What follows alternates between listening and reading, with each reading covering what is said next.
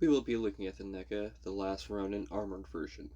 He comes packaged in a gloss finish box with suggested poses and a front flap opening to show the figure in another suggested pose.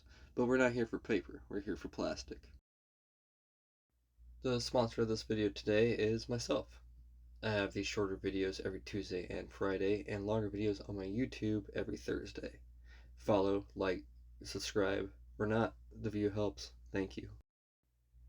This figure has been out for a while now, so you might not find anything new about it here.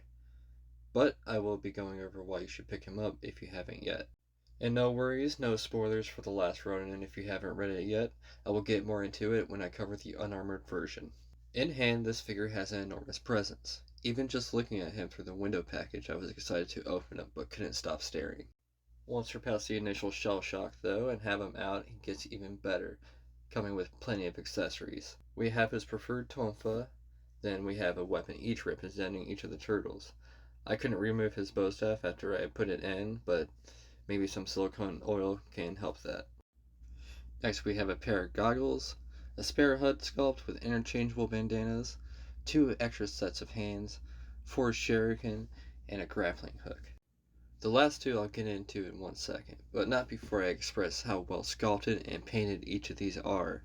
Each one bring out a different panel from the comic, with endless possibilities. Of course, these possibilities are open even more if you get the unarmored version, but I'll save that for the next video.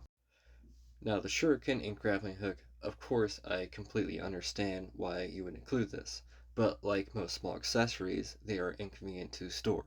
So I asked, what would you do different? Personally, I would suggest this.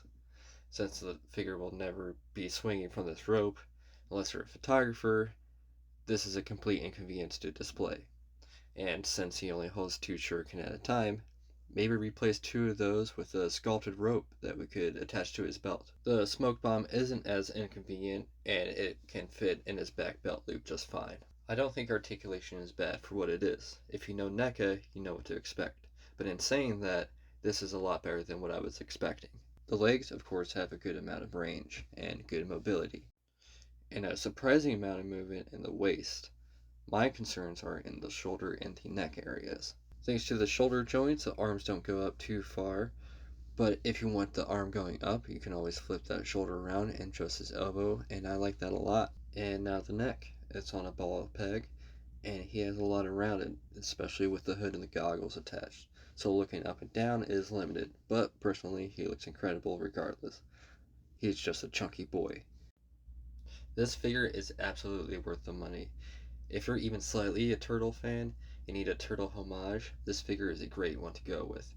It represents each of the turtles equally, and just as a story, an incredible homage to the turtle legacy.